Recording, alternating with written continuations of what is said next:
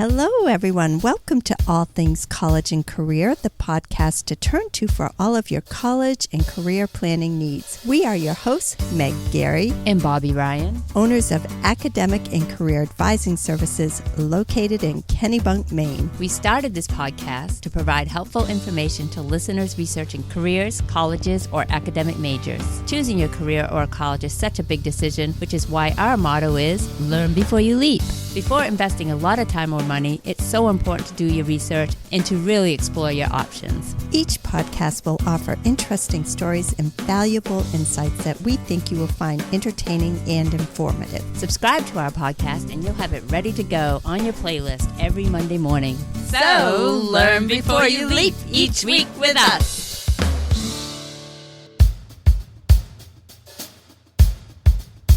Hello, everyone. Are you thinking of changing careers or starting a new career? Are you looking for a job? If so, today's podcast is for you. Yes, today we are honored to have Dr. Dawn Graham on the podcast. Dr. Dawn is a career switch coach, TEDx speaker, LinkedIn instructor, and host of the popular call-in show Career Talk on Sirius XM Radio, channel 132, every Thursday at noon. That's right, and we're just getting started. She is also a regular contributor to Forbes.com under the Leadership channel, and she is a career director for the Executive MBA program at the Wharton School at the University of Pennsylvania. Yeah, so clearly a completely unaccomplished woman. I know, right? Such a slacker. Today we talk about Dr. Dawn's latest book, Switchers, How Smart Professionals Change Careers and Seize Success. If you're considering a job switch, you want to get this book. It's an excellent book. It certainly is. And to write the book, Dr. Dawn draws on all of her experience as a career coach, a licensed psychologist, and a former corporate recruiter to give career switchers great strategies to break through those obstacles and land the job that they want. Absolutely. So enough of our intro. Let's get on to our conversation with Dr. Dawn Graham. Yes, let's do it.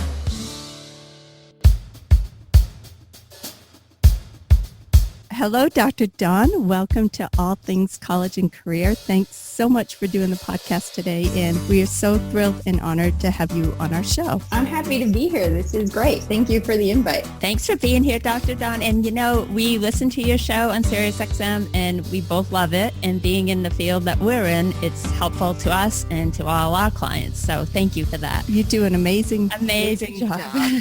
Well, I appreciate that. We bring that every week because we want to give people an outlet for asking the questions that maybe they don't have anybody to ask. So if you do have a career question, it's always open calls on Thursday at noon. Okay. So keep that in mind. And you get really good answers, people, if you call in. Yeah, because between you or whoever you have on with you, it's a wealth of knowledge. So we're going to get right into it. We'd like to start by asking our guests 3 things they love about their jobs. But with you, I think we're going to say, because you have several jobs between an author, speaker, career director, radio show host, etc.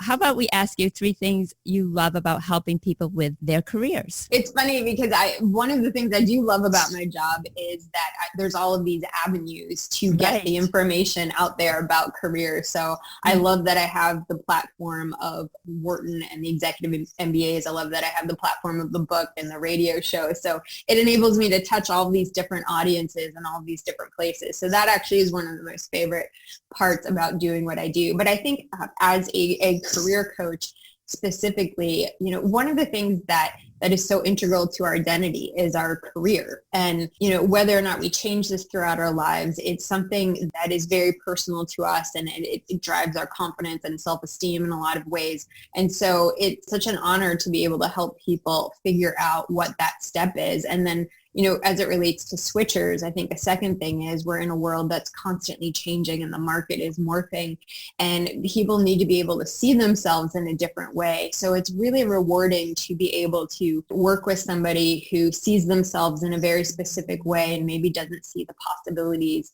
that are out there. and to partner with that person and helping them to see all of the different ways they can contribute to the world. And I think a last thing is I'm a trained licensed psychologist. And, one of the reasons I decided to move into career as a specialty is, I like there being kind of an endpoint. So I think that was the tough thing for me. Anybody who's done therapy knows it's really difficult to work with clients through deep problems and not know what maybe happened because they either move on or stop coming to therapy. And that was really difficult. Yeah. Yeah. It was so difficult for me. Yeah. And so I love helping people and I love the career part. So it just seemed to be a really good match because in the career world, you often get to see whether it's a finished resume or the LinkedIn profile or they land a job and, and then they keep in touch with you because there aren't the same restrictions in those relationships. So I think for me, that definitely something I realized personally is a part of my personal job that I really like. That's really interesting. So any of our listeners that might be considering, okay, I want to help people, maybe psychology is my route, but maybe it's some other route where you actually see that culmination. And as you say, it's appropriate to stay in touch. Right. Yeah. You can link in and those types of things without being an ethical violation. But I also would say that if you're interested in psychology, of course, that's a great field. There's a lot of psychology in any relationship. So whatever population you decide to work with, I put that in the book Switchers because there's a lot of psychology in the career space as well, in the job search and the relationship with your boss and the relationship with your colleagues. So it's just such a fascinating field no matter where you apply it. Absolutely. And from my experience working with anybody in career transition, it's oftentimes accompanied with a lot of stress and high emotions. Yeah, very much. And I actually used to do that job. I did outplacement when I was in my late 20s. So if you've ever seen that movie Up in the Air, where they go into companies. Yeah, that was my job. And oh my gosh. I was pretty early on in my career, and I don't think I even realized at the time the impact that something like a layoff has in people's lives. Here's the thing, if you work for any length of time, you probably will experience some type of layoff or furlough. And so I think another piece that I would say is embedded in my job that I love is giving people that confidence that no matter what you face in the future, if the market shifts, if your company closes, that you bring that security inside of you, that there's not going to be a company where you're going to find that security. But by working with a coach, you start to realize that you have these transferable skills. You're building a network, you're building a brand, and that's going to carry you when you get into maybe a situation where you get laid off. So I think giving people that internal locus of control is a really cool part of my job too. Yeah, that's huge, right? As you say, your job can't be a security. You have to be your own security. I love that. Yeah, and I love that you always seem to share that on your show, which I think it's so helpful for listeners to see that you face challenges in your own life and look where you are today. So I've been laid off twice, and I was part of the Arthur Anderson Enron scandal. You may have seen the movie. I lived that, and who would have thought a nearly 100-year-old company that was top in its field with global presence all over the world would shut down in 6 months? Like nobody could have expected that. And while at the time it was torture, I think one of the things it taught me early on in my career is that this is up to me. My career is up to me, and I need to build that internally. Absolutely. You can't depend on anybody else. And it probably provided such an amazing foundation for you to write such a good book, which we will get into that later. But so our listeners are researching careers in colleges. For the benefit of our listeners, I would like it if you wouldn't mind touching just briefly upon your past college experiences and to see if you could share a few things about each of the schools that you attended. So for undergrad, you went to Seton Hall in New Jersey, and you earned your master's at Johns Hopkins, and you got your PhD in counseling at the University of Denver, and did your doctoral internship at UPenn. So quite an extensive resume of colleges there. But I was just wondering if you could provide the listeners with tidbits of each that are researching those schools, and maybe they could come away with anything that might be helpful. Yeah, and that's a big question. So I want to be conscious of the time that we have here today. But what I will say, honestly, when I was at Seton Hall, I didn't even realize there was something like a career center. I had no idea. And, in hindsight, we actually, Seton Hall, I think, has 4, maybe more now. So one of the things I would say is that if you're in a college or a university, don't wait. It doesn't matter if you just started or if you're just starting your sophomore year. Don't wait, because these centers are built to help you at every step of the way. And a lot of people, like myself, either don't know they exist or don't know how they can use them, or they wait till their senior year and think, oh, now's the time. But I would say get started early. Think about internships. Think about ways to build concrete experience. Don't make the mistake that I did and find out what your campus offers and take advantage of it, because the fact is your career is for life. You have to engage that starting now, especially if you're not sure what you want to do, or especially if you're in a degree program that you're not sure what the options are. I was a psychology undergrad, and everybody told me you can't get a job without a master's degree. And or why are you going into that field? There's no work for psychology majors, which seems to be what you hear a lot. But a lot of those people end up doing very well, and it's in any liberal arts degree, you never know where it's going to ultimately land. But no, you're exactly right. And I wasn't sure what I wanted to do. I mean, who knows when you're 18, 19, what you want to do. Absolutely. So I would say pick a field that you're interested in, that you're engaged in, that you want to get experiences in. I mean, pick something that engages you, but also build your network and also explore different jobs during the summer, or if you're able to work while you're going to school, because that's how you're really going to understand. It's probably not in the classroom. So find something you enjoy. And then I would say I actually was able to get a job with a psychology degree. I started out in market research, which actually was a really cool pivot because there's a lot of psychology in market research. But I spent 4 years working before I went back for my master's. And then after my master's, I spent another 4 years working before I went back for my PhD. And, you know, while I would love to say that I was wise enough at 21 to know that, but I wasn't. But that was advice I was given. And I'm so happy I did, because had I gone straight into a master's program or straight into a doctoral program, I would not have chosen what I did end up choosing, and I probably would not be on the right career path. It really is important to gain real world experience, meet people. So true, because you just don't get that in high school. And I just love your tips about visiting the Career Center early on. I think that's such a good tip. And students also have the added benefit that we didn't have. They can start a LinkedIn profile in college, you know, and start networking that way too. They don't have to wait until they're out in the professional world, because they're going to have colleagues in college, maybe even their professors or whatnot. They're already instant connections. Yeah, and I would say get to know your professors, get to know your faculty. I'm actually still in touch with my undergrad advisor. I've done a number of presentations at Johns Hopkins over the last year on my book. I'm still in touch with my advisor there, and of course my doctoral advisor, because, you know, a lot of people go through school and they kind of just show up for class and leave, but you don't understand until maybe later in your life the wealth of knowledge and connections that are right at your door. Exactly. Yeah. That's take advantage of that, and that's a great tip.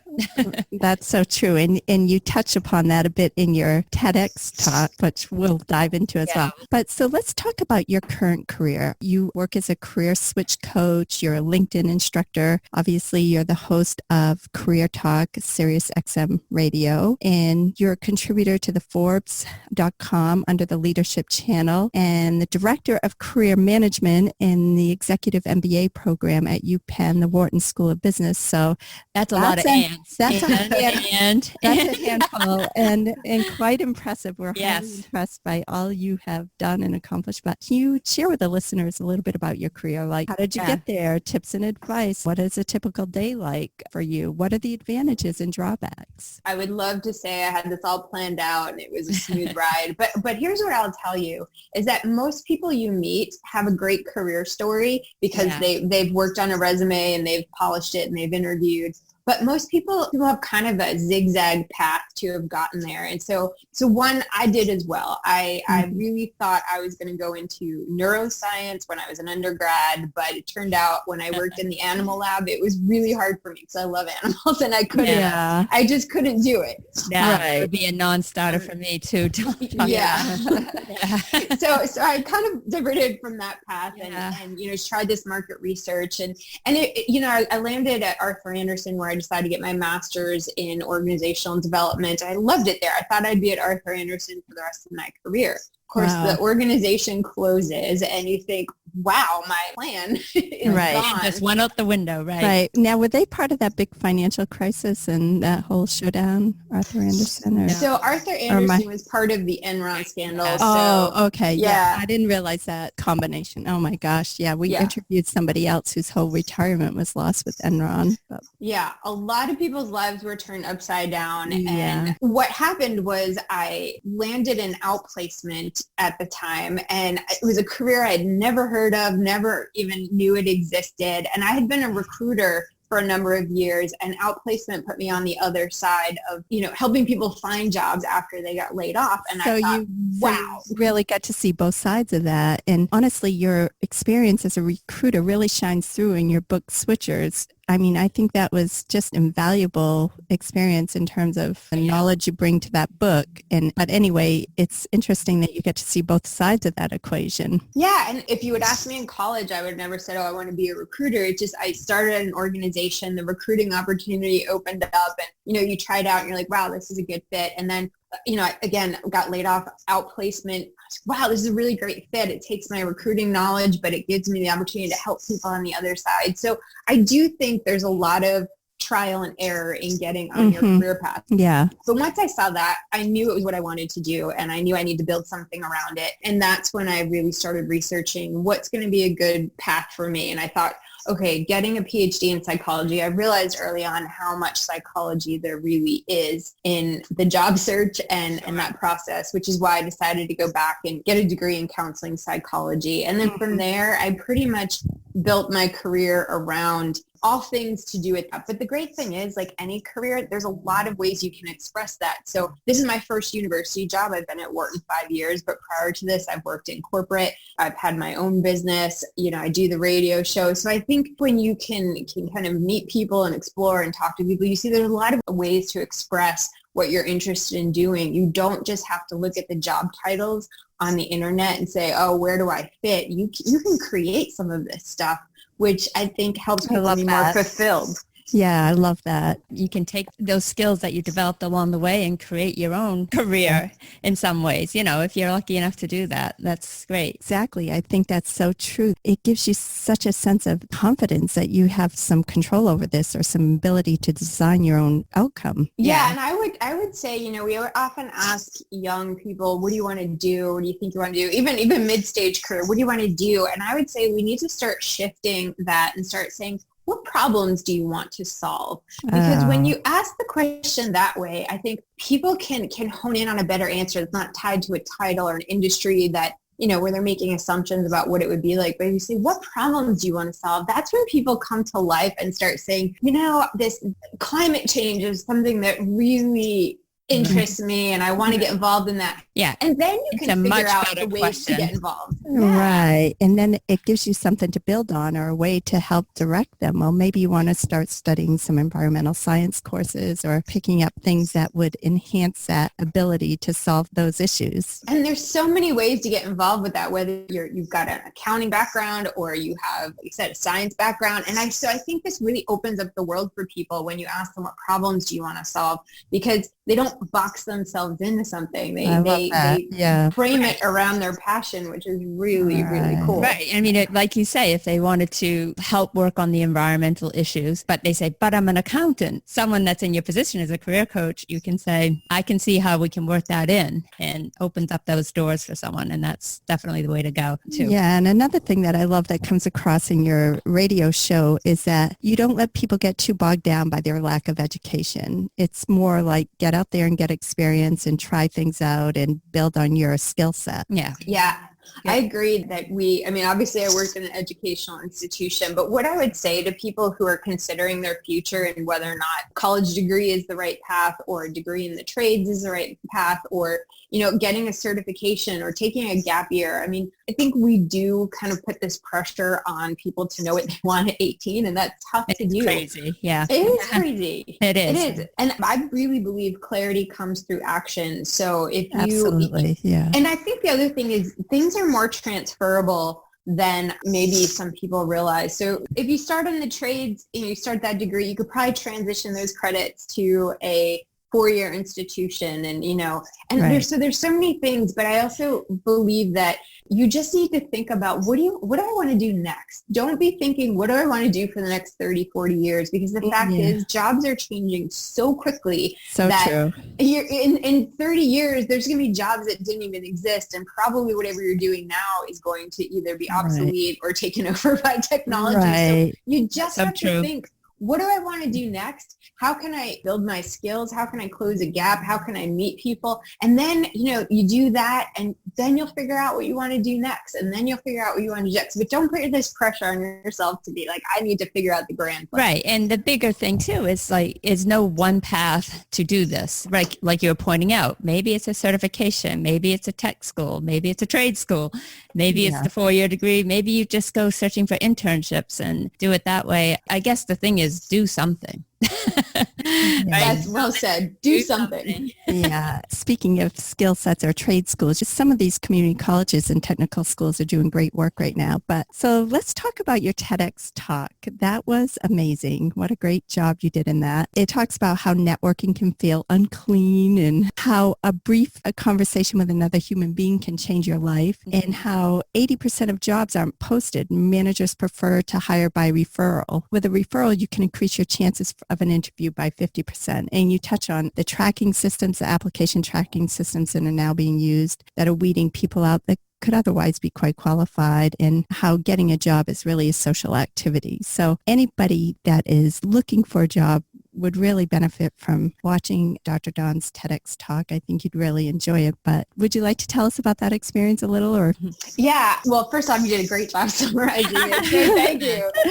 I appreciate that. And I think the thing about my TEDx talk, the key message, and you laid out all of the research and the data, but the key message is we don't have to go out and network with strangers. If we just have a different conversation with the people already in our lives about our goals, then doors are going to open up. And I think I used the story about just having to talk to my brother about this company I wanted to speak at, and he knew in Utah somebody who knew the head of the organization, and 6 months later I ended up giving him that talk. Right. Yeah, you never would have imagined. Yeah, your brother of all people. That's your brother of all people. You think, we must know a lot of the same people and stuff like that. But the fact is we don't have these conversations. We barbecue with our neighbors, or we go to our book club or yoga or whatever it is we're doing, or even just our friends and family. And we don't talk about our goals. If we talk about work, it's usually, my job stinks, or I have to do this project. I'm exhausted. Exactly. And that's fine. But if you have a goal and you say, I'm really interested in getting into tech. Right. And you start talking to the people you know. I would bet that most people you talk to will have a suggestion or an idea or a contact. Yeah. And it really is as simple as that. And we overlook those opportunities every single day with the people we are already interacting with. So it doesn't take any extra time. It just takes a tweak in the conversations we're already having. It is true. Like, people, I think, are natural helpers. Most people. You mentioned something like, oh, really? I didn't know you were interested in that. I know a guy, or just even today, and this is a whole different topic, I just mentioned to my girlfriend, I got my stepdaughter's wedding and I don't know what I'm going to wear. She's like, let me bring over a few dresses. And obviously not the same as career, but it's the same point. Yeah. And I think the difference, I love that example. And I think people do that a lot, and they would definitely agree. Yeah, there's so many benefits, like somebody let me borrow this book or their whatever. But people feel very vulnerable when it comes to their careers, and they don't want to share that they're looking or that they're, maybe up against a layoff and stuff. So I think that's why people tend to be more okay saying, hey, do you have any suggestions for a great restaurant, versus saying, right, hey, my company's going through some changes. But I had so many examples of this. So, my 80-year-old aunt was outside doing yard work and her neighbor was talking to her about her daughter and she can't find a job. And my aunt's like, oh, my niece just wrote a book and like she bought her the book. Like, who would think these things are happening every day? And it's just like, it's everywhere. But if you could just get past that vulnerability and recognize, hey, the average job right now, people stay in about 4.2 years. So maybe it's your turn to look, but a couple of years, it's going to be their turn and it's going to be somebody else's turn. This is a common experience for all of us. Right. Exactly. Some professions such as medicine and teaching, oftentimes people will stick with those professions throughout a lifetime, but the majority of people are switching on the regular basis. I would say that is going to become more common too. And for the sheer fact that careers are morphing. There's hybrid careers, there's portfolio careers, there's industries that are emerging. Like this week on Career Talk, I'm having somebody in who is talking all about how to get into the cannabis industry, which of course, if you've been in that industry 2 years, you're a veteran expert by now, or drones or other things. And so, again, all these industries that didn't exist a few years ago, or well, I suppose cannabis did, but not in the regulated way that it is. Yeah, not in the way it is today. But I mean, I think that's it. When people come to us now, they're like, I need to write a resume for a job that is brand new and I clearly don't have any experience in. How do I do that? And I think we're all going to need to learn how to do that because it's going to become the norm. Right. And again, that's why your book Switchers would help. So let's dive into your book, Switchers, How Smart Professionals Change Careers and Seize Success. So can you tell us 3 things that you love about your book, Switchers? I can. So I think one, I've always wanted to write a book. It's always been on my bucket list, but I wanted to wait until I felt like there was like kind of something missing on the shelf. And I think that's one of the things I really love about Switchers is there's a ton of books. I mean, if you Google like exploring what I want to do or finding my passion or all that, there's a ton of books out there on how to figure out what you want to do. And there's a ton of great books too on, writing a good resume or interview. But what I found is that there's nothing that kind of addressed what we're facing right now, which is this kind of crossroads between a lot more people switching and the hiring industry not really understanding how to handle it. So 98% of Fortune 500 companies use applicant tracking systems, which are very much not at all switcher friendly because they're looking for matches. Obviously there's headhunters. And so these techniques, these strategies that maybe work for traditional candidates don't work for switchers. And so I love about this book is that it fills a niche that there's no book that fills. It's very tactical on how to get from A to B. It definitely did. Yeah. And that's actually how I discovered you. I found the book on Amazon. I was looking for something specific like that. And that's how I discovered your talk radio and TEDx. But it was your book that drew me to you because it did provide something that wasn't out there. And I love that it was just practical, thoughtful, easy to read, useful advice that anybody switching careers would just find so beneficial. But I think I cut you off. Was that one? Or yeah, no, that was one. But you alluded to a second one, which is I feel like this book, you don't have to be a switcher to benefit from this book. I feel like if you're a traditional candidate, that if you use these strategies, you're going to amp you're going to amp your whole process up because this will open the door to a lot more opportunities. So I think that's two. And then I think the third one that I think stands out about this book is I really do incorporate my background as a recruiter, a licensed psychologist, and a career coach. And I do add a lot of this psychology in because I think if you as a candidate understand what's going on in the mind of the hiring manager and even what's going on in your own mind in terms of getting tripped up, then you're going to be so much more powerful and create a strategy that is so much more of an advantage. And a lot of people just don't stop to think about that part of it. And so I wanted to include that in the book because having a great resume is necessary, being prepared for the interview, all these things we already know. But when you kind of layer on the psychology of it and the whys, people start to be like, oh, that makes sense now, That's what was eye-opening. Absolutely. To put yourself in the position of the recruiter or the hiring manager and those sorts of things. So I was going to ask you, for our listeners that haven't read your book or listened to your show, you might want to say what a switcher is. It's kind of obvious, but I know there are 3 types of switchers, and I think that's interesting too. So if you could talk about that. Yeah. So in the book, I define switcher as somebody who's moving away from what the traditional path might be. So one might be making an industry switch. So I did that when I moved from corporate to Wharton because I moved from a business environment to an academic environment. The next type of switch might be a functional switch. So perhaps you are a recruiter, but you want to move into the marketing department, which is complete change of function. And then the last switch is a double switch. So maybe you want to make two switches, and an easy one with that is maybe somebody in the military who is looking to move out of the military and into a different function. But a lot more people are looking to make double switches, and that's because industries are changing and people are realizing that maybe I got on a ladder that made sense at the time, but it doesn't make sense anymore, or I'm not as interested, or the field has changed so much it's no longer a fit. So I think more and more people are thinking, yeah, maybe there's something else I want to be doing. Right. And because things are changing so rapidly, you would think the hiring managers as well, they're kind of cognizant of that. Like, I'm not necessarily going to get a guy with 5 years or girl with 5 years experience in this field because it's a new field. I just need to take someone that has really strong abilities that can be parlayed into this field. Yeah, and that's hard to assess though. And I think a couple of things that are helpful to understand about hiring managers, and this is just the reality, is one, they hate hiring. I'll just say, I mean, even when I have an open position, I just want it filled. I want the person trained up and running. Right. And, hiring takes a lot of time and effort. And so they would love to have somebody come in and be a perfect fit for the job and be done with it. But they're also not trained. And what I mean about that is, if you're a manager in the accounting department or in the marketing department or wherever you are, hiring's not your main job. So chances are you've never really been trained to interview or to assess people from different angles. And so part of it is they're just not sure how to assess something deeper than these skills seem to match, or you have 5 years and that's what I need. And so again, that's not a slam. It's just something that they're not used to. And so I think as a job seeker, when you understand this, you realize I have to be the one to do the work to rebrand myself and to use the language that person needs to hear to see me in this way.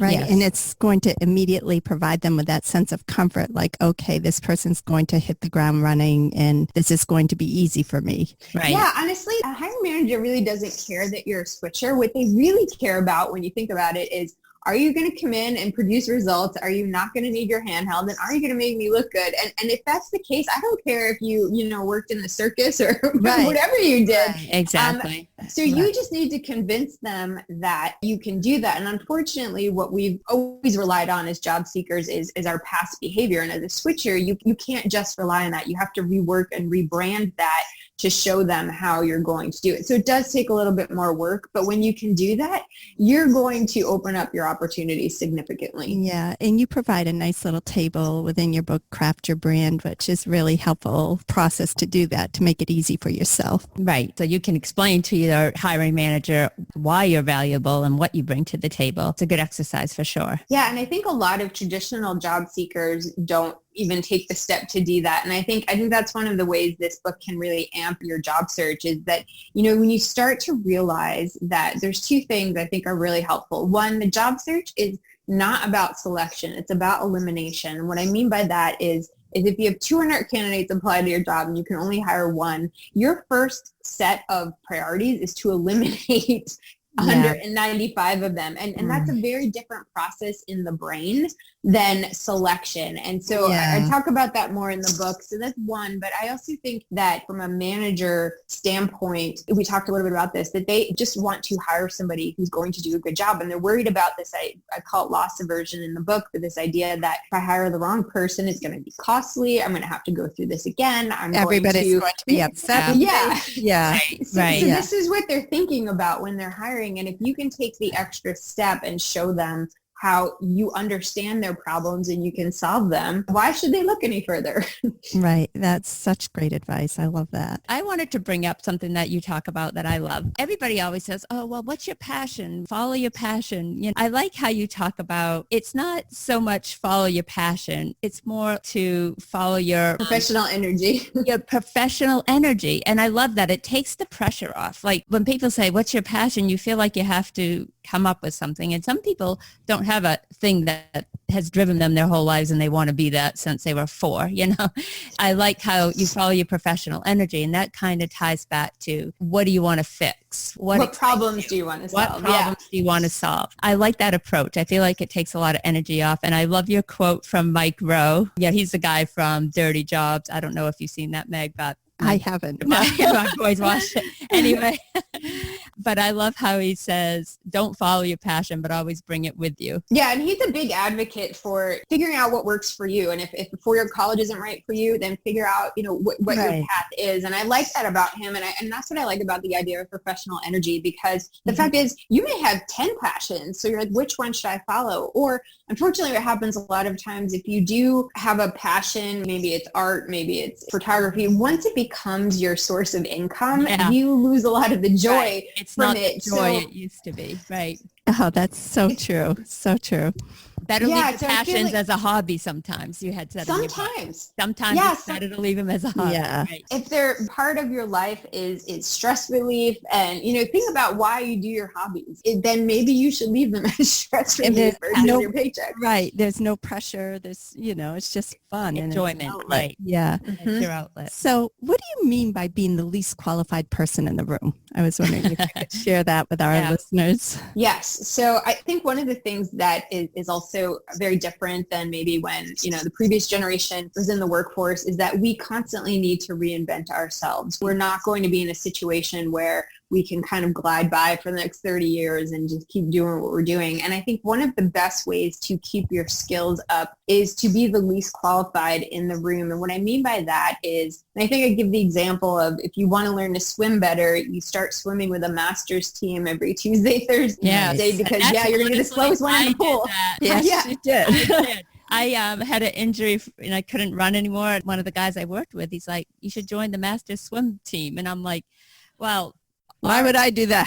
First of all, I'm like, well, I might be able to swim from one end to the other, but sure enough, I started in the slow lane, slogging it out, but everybody was miles better than me. But sure, that made me a good swimmer, much faster than if I had just gone on my own. Now.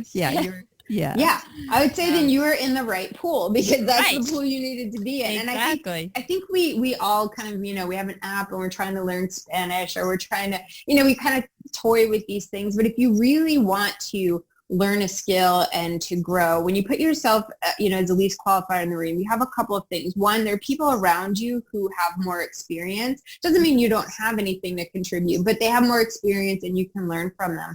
Another factor is there's skin in the game. So for example, if you want to learn a new language and you really are committed to this, volunteer at work to help translate one of their user guides, because now you're kind of in it and there's going to be an outcome and an expectation. Yeah. So I think it helps to keep you motivated and, helps to keep you moving your skills forward in the right direction. And so that's why I say find places, and not every area of your life you have to be at least qualified, because God, that would be depressing, but there should be a couple where you feel like I am definitely the one who is going to benefit a lot. And then in other rooms, you might be the most qualified and you help others kind of close that gap. So, balance it out. Yeah. And what I find when I'm in that situation, because I have been a few times in my life, is that quite regularly, actually. If I'm going to be honest, the qualified people often are more than happy to, when they realize like, hey, you're there and you're giving it your best shot, a lot of times they're more than willing to help you move it along and get to where you're trying to go. That's been my experience. Again, going back to, I think people innately like to help. Not everyone, but a lot of people do.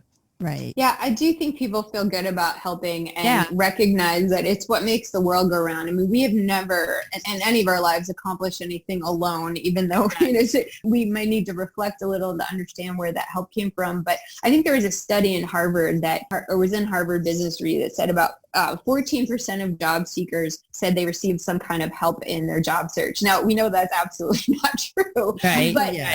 But what they found out was the phenomenon was that people forget that, somebody mentioned that company to you, or somebody suggested that you talk to this person, or somebody introduced you to somebody a while ago that was instrumental. And so we forget all of these little pieces that add up to help us get where we want to go.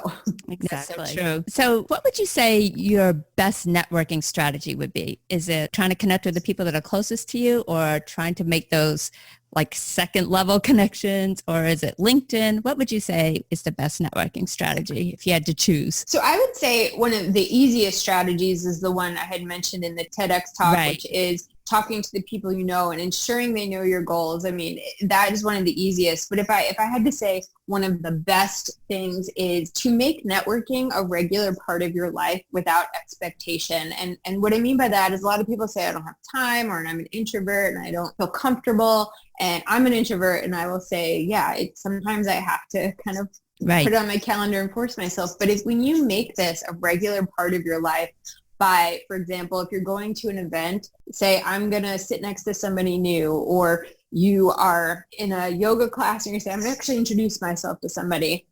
Right. My guest on Career Talk next week, I met in a dressing room. Wow. And to recognize that these opportunities are everywhere. And sometimes it's just about asking a question or starting a conversation without expectation. And the people you meet maybe help you now, maybe help you 5 years from now, maybe help you never. But when you start making it a regular process, just saying, hey, I'm going to be curious and learn something about this person, you're going to be surprised at how that comes back to open up your options in all areas of your life. Absolutely. And that's great advice. And I love that. They might be able to help you, and obviously you might be able to help them as well. I mean, they've made the same connection. So yeah, it's great. It's a two-way street for sure. Yeah, I think we don't take advantage of a lot of what's already there. And I think a challenge I would put out to everybody over the next week is just to be constantly vigilant about, all these places where you're interacting with people that you don't speak. I mean, I've gone to exercise classes where no one makes eye contact. It's very weird. And And that's true. Right. They just get in, they get in their zone. Or it's the same thing with airplanes. You put on your headset and right away, because you're afraid someone might talk to you the whole flight. Oh, right. So you got to put your headset in so they don't. And I will say, it's funny because I had a guest on a few weeks ago who said airplanes are like the place she meets all these people. And I said, as an introvert, I will tell you why I will never network on an airplane, because as an introvert, I need an exit strategy, and I don't have one on an airplane. You can't jump out unless you have a parachute. Right? I wanted to jump out. Yeah. But so airplane will never be my networking place. No. It's my quiet, happy place. But there's plenty of other places that we see the same people all the time, or we're, community events, and we just stop and start a conversation. Yeah, great tips. Can you offer our listeners some interview strategies? Like, what would be your top interviewing tips? So I would say that recognize what matters to the hiring manager. And it's really three things: skills, fit, and motivation. And I would say motivation is often the most important, and usually candidates prepare the least for this question. And that question comes across as, why are you interested in this job, or why are you interested in this company, or why are you looking for a job right now? It could come across in many forms or fashion, but the point is, why are you sitting here in front of me interviewing? Yeah. And I think a lot of people have an underwhelming answer along the lines of, I'm really passionate about this industry, or your company's cutting edge. And they give kind of a canned answer. And I think that's a mistake. Right? Yeah. Well, not only does it tell them nothing, but I would go so far as to say that you're going to get hired on the motivation question, because by the time you're in an interview, they know you have the skills. They wouldn't be wasting the time if you didn't have the skills. They probably also know you're a fit, because especially if you've been referred, this is a second interview. But now it comes down to, why should I hire you? And, this is about, why do you want to be here? Because the fact is, I can hire somebody great who is going to punch the clock, not go above and beyond, and, do the bare minimum. And maybe that person has the exact experience I'm looking for. But especially as a switcher, that motivation question is your opportunity to demonstrate that you've already committed to this field in some way. So I've spent the last 2 years really learning about this industry and volunteering, and the skills I bring are, and showing them that you've made a commitment and how this fits into your career overall. And that's what somebody wants to hire. They want to hire somebody with fire. Right. They want to hire somebody who's like driven and hungry. And so it doesn't matter necessarily if you don't have the perfect background. If you can convince them that this is where you are meant to be and you're going to give it your all and you're going to contribute, that could put you over the edge. I think it's a really important thing to focus on when you're prepping for the interview. I like how you say that you want to demonstrate how you can solve their pains. So the things that they're finding, their challenges or their hurdles that they need to overcome, and how you can come in and help them solve those problems. And I think that, well, that goes along with the motivation, because that just shows you've done your research, you've shown how your past abilities can help you solve those problems. Yeah, I think a lot of people come in and they know their greatest strength. I created this and I took initiative here, and they prep all of that. But I will tell you that one of my colleagues uses the term impressive but not relevant. And I love that, because the fact is, especially if you're a switcher, some of your most impressive accomplishments may not be relevant to your new audience. And so you can push those as much as you want, but they're just going to see you as a mismatch. They don't care. Yeah, they don't care. Right. Yeah, so you do need to do some digging around what is their pain point, what is in my skill set, even if it's 3 jobs ago or something you did as part of an internship or volunteer. What do I have that can solve that problem? And that's what you need to lead with, which I always say, match first, stand out second. Right. Because if you don't match, you're not going to get an opportunity for the second interview. That's such great advice. I love how, and I'm going to quote your final question to ask at every interview, because especially as a switcher, but this might just apply to anyone. Is there anything about my background or experience that concerns you about my ability to be successful at this job? And I think that's a great question, because that way you're not leaving with them wondering without having an unanswered question. Right. It gives you a chance to address any shortfalls that may be going on in their mind.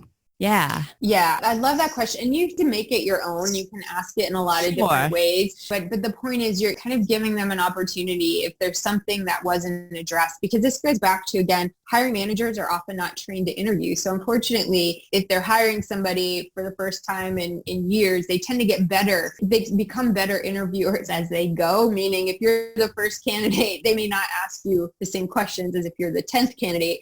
So it's an important thing to ask, because maybe they think, well, we're really looking for somebody with leadership experience and you've not supervised people, but you have, or you've led projects, or you've done something where you have that experience. It just may not be apparent to them. So it gives you the opportunity to close that gap. Would you ever advise, if someone's interviewing and they said, yeah, I do have a reservation if you don't have any supervising experience, and if you really don't, and you can't create that out of thin air, would you advise someone to say, well, you're right, I don't, but I'm going to do this, this, and this in preparation for that, or give me a month, or I don't know. Like, how would you address that if you just don't have the skill? Really good question. And there's a lot of ways you can address it. So, the number one is if you have something that has a similar skill set. So if you've led projects, but if you really haven't done something, maybe it's a computer program or something company specific. So chances are, if it's company specific, other people haven't done it either. So keep that in mind.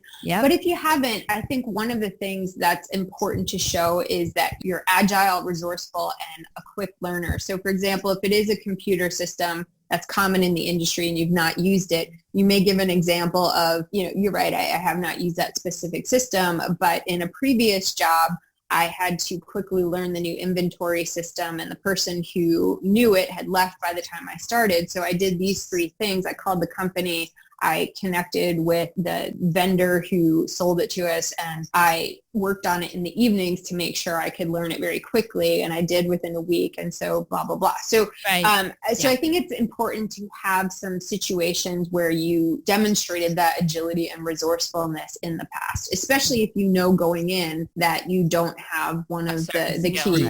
Yeah. And the other thing would be about that question, just occurred to me that helps as well, is that if you don't get the job and you had asked that question, because often like you don't get the job, you just say, sorry, you were great. And you just didn't get the job and they don't really tell you why. If you ask that question and you weren't able to answer it successfully, potentially, then you probably have a good understanding of, okay, this is what I need to do if I want to be in this industry. These are the skills I'm going to have to get under my belt for the next time. Or maybe, like you had said, create an internship or do something to try to gain that skill. Yeah, it's always good information to understand what may be your obstacle, for sure.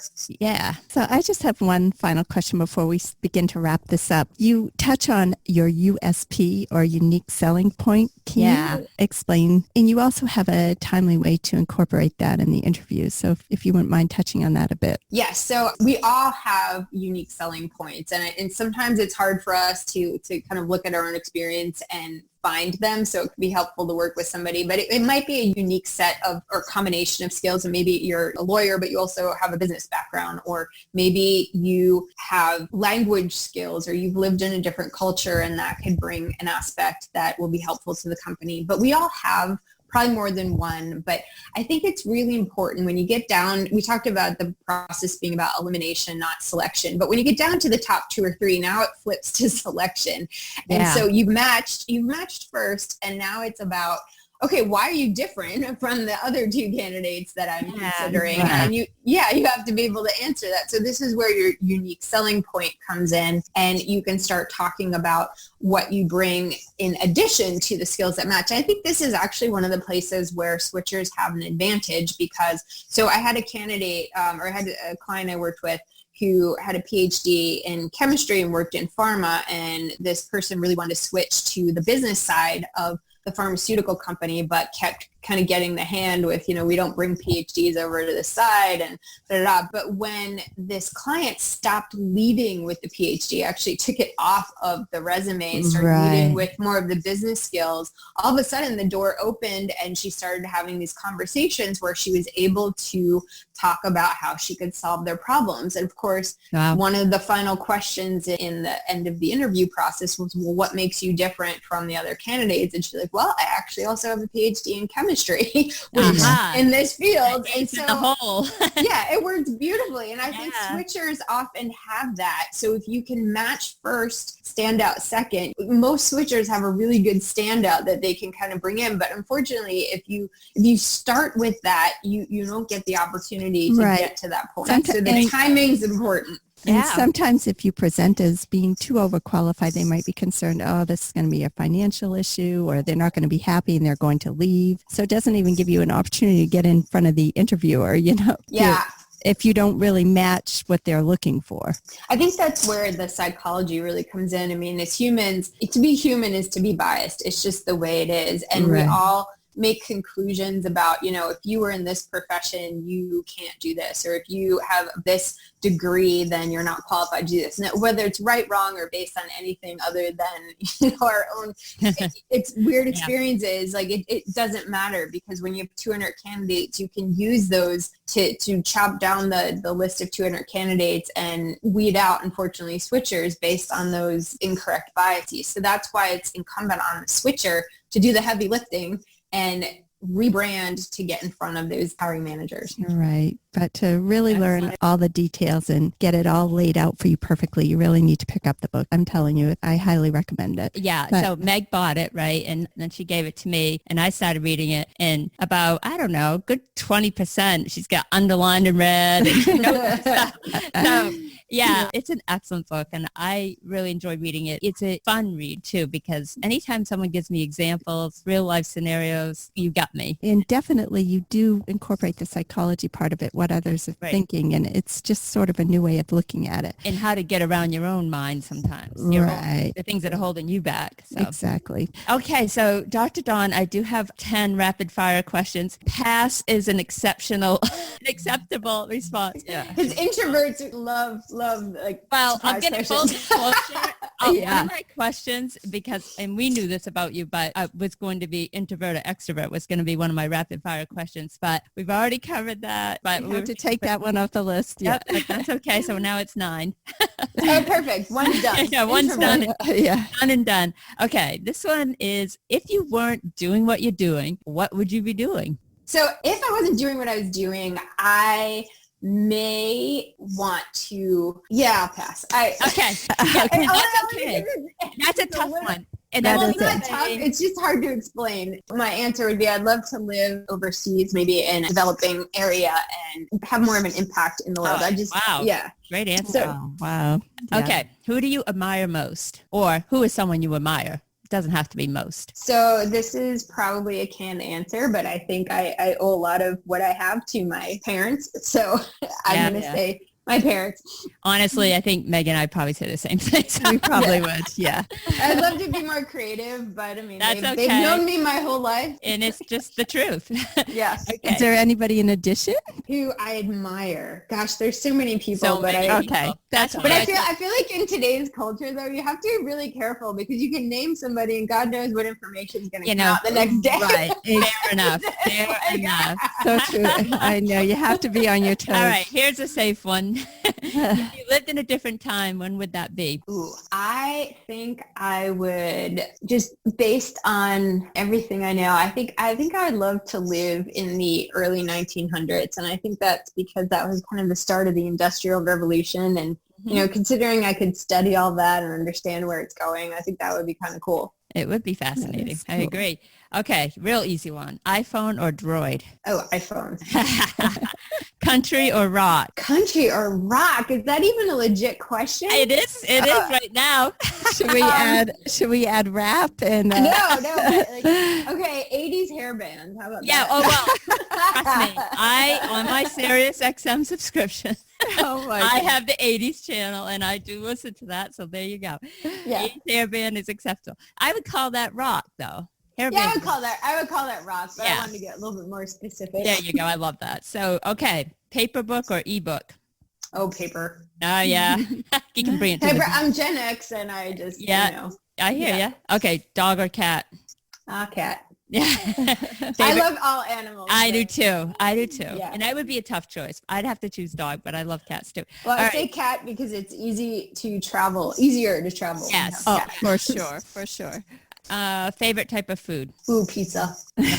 And I'm right there with you. That and ice cream. Pizza. It's like you can't Can't go do wrong. bad pizza. It's just, yeah.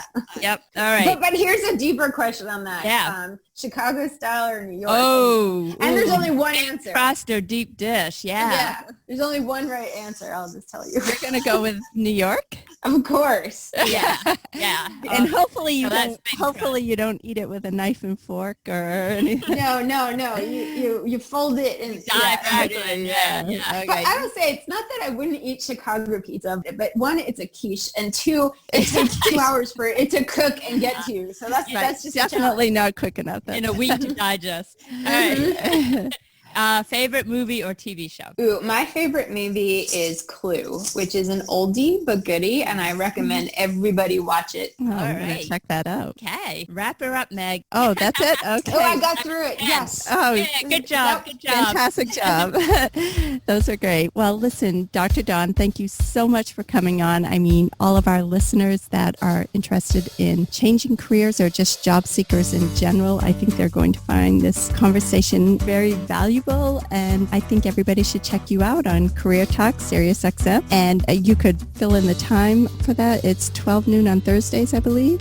It's live at 12 noon on Thursdays, but Sirius XM 132 replays it. And the good news is if you don't have Sirius XM, it's on iTunes and Google Play under Dr. Dawn on And Careers. So full disclosure, that's how we listen to it. that's totally fun. Yeah. Yeah, right. But if you want to do a live call, you want to tune into when you're going live. You want to phone in. Yeah. And also anybody looking for some LinkedIn advice or assistance with switching careers, please reach out to Dr. Dawn and definitely pick up her book. Thank you. This has been amazing. Thanks so much for coming on. Thank you, Meg and Bobby. This has Thanks been a so lot of fun. No, I wish you all all- the best with all things college. Oh, thank you so much.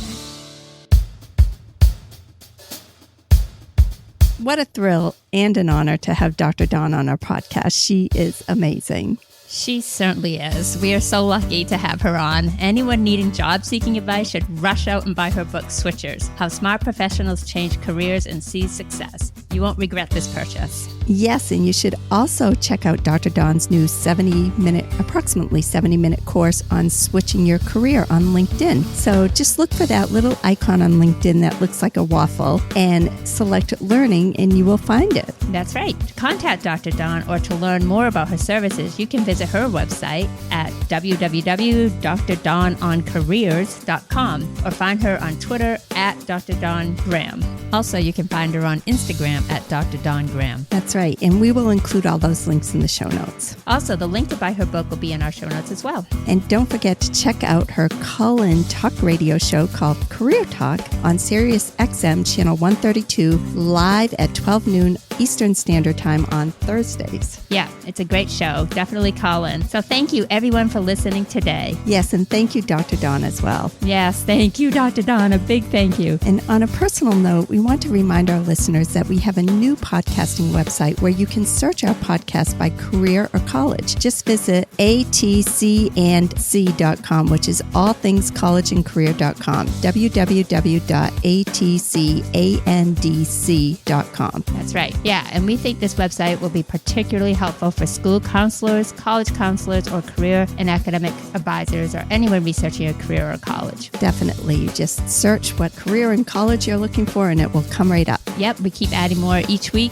so keep checking back if you don't find your career or college right away. Right, exactly. And if you enjoyed today's show, please show us a little love by subscribing to our podcast. It only takes a few seconds, and you'll have our podcast ready to go on your playlist every Monday morning. That's right. And you can also help us out by leaving us a rating or review on iTunes or wherever you get your podcasts. This really helps our show to grow and helps others to find our show. Also, when leaving a review, feel free to make show suggestions. We love getting any suggestions you have or input. Yeah, absolutely. You can also follow us on social media. Those links will be in the show notes. We'll keep you posted on all upcoming episodes. And if you're still with us, thank you so much for listening.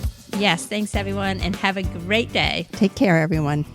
And as a final note, anyone interested in learning more about our business, academic, and career advising services, we invite you to visit our website, and we will include that link in the show notes. We assist people with changing careers, possibly finding that first job out of college, the college admissions process, selecting an academic major, deciding on a career, or things of that nature.